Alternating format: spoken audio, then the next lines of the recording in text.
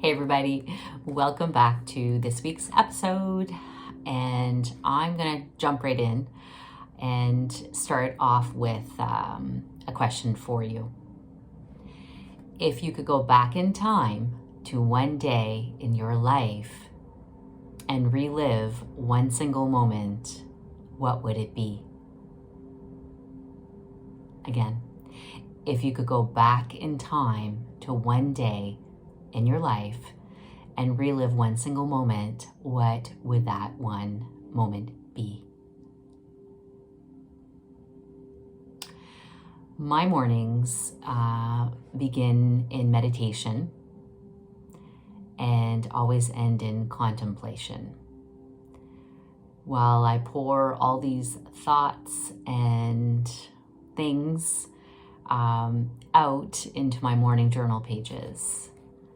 So I started journaling in my teens, or just maybe preteens actually, as a means to process, release from my mind all the thoughts, emotions, things bouncing around in my monkey brain.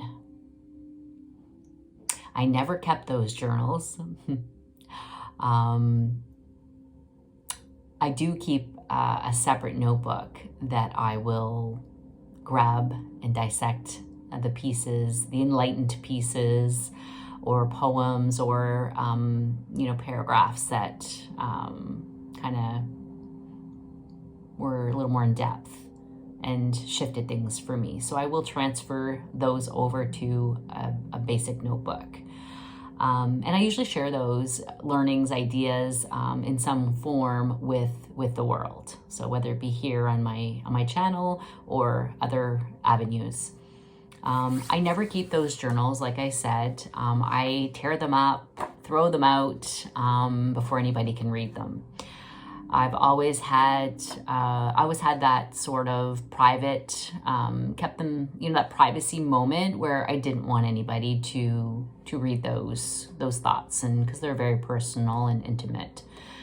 And to go with that, I've always been, because here we go, we're always going to talk about labels at some point in this life, right? But I've always been labeled as an extrovert, but truthfully, I can move between an extrovert and introvert quite easily. The only thing is that I often need more time alone to do that. So I read recently that's called an ambivert. So basically you can easily move between introvert, extrovert, an ambivert, which is kind of cool. I've never heard that before. So I'm going to share with you, recently I was reading a book that was gifted to me called Good Things Happen in the Dark, and that's by Ellen Compton.